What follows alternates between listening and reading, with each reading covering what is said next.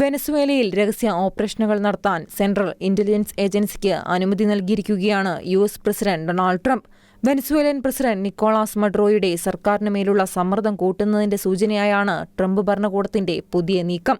മഡുറോയെ അധികാരത്തിൽ നിന്ന് നീക്കം ചെയ്യുക എന്ന ലക്ഷ്യത്തോടെയാണ് നീക്കമെന്നും റിപ്പോർട്ടുകളുണ്ട്.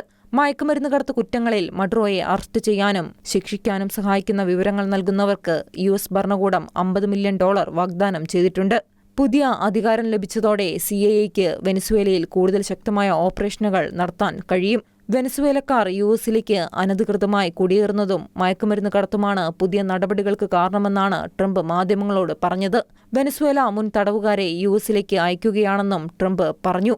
കടലിൽ മയക്കുമരുന്ന് കയറ്റുമതി തടയുന്നതിൽ യു.എസ്. പുരോഗതി കൈവരിച്ചിട്ടുണ്ടെന്നും ഇപ്പോൾ കരമാർഗം വഴിയുള്ള മയക്കുമരുന്ന് കടത്ത് തടയുന്നതിലാണ് ശ്രദ്ധ കേന്ദ്രീകരിച്ചിരിക്കുന്നതെന്നും ട്രംപ് കൂട്ടിച്ചേർത്തു. ട്രംപിന്റെ പരാമർശങ്ങൾ അന്താരാഷ്ട്ര നിയമങ്ങളുടെ ലംഘനമാണെന്നാണ് വെനസ്വേലൻ സർക്കാർ പറയുന്നത്. രാജ്യത്തിന്റെ എണ്ണ വിഭവങ്ങൾ പിടിച്ചെടുക്കുക എന്ന ലക്ഷ്യത്തോടെയുള്ള ഭരണമാറ്റ നടപടിയെ നിയമാനുസൃതമാക്കുകയെന്നതാണ് യു.എസ്. നടപടികളുടെ ലക്ഷ്യമെന്നും അവർ പറഞ്ഞു.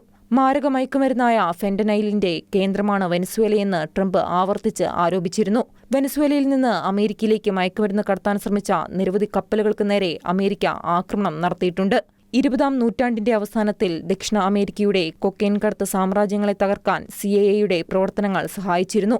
മെക്സിക്കോയിലെ ഏറ്റവും കൂടുതൽ തിരയപ്പെടുന്ന മയക്കുമരുന്ന് കടത്തുകാരെ കണ്ടെത്തുന്നതിനായി വർഷങ്ങളായി CIA മെക്സിക്കോയിൽ രഹസ്യ പ്രവർത്തനങ്ങൾ നടത്തുന്നുണ്ട്.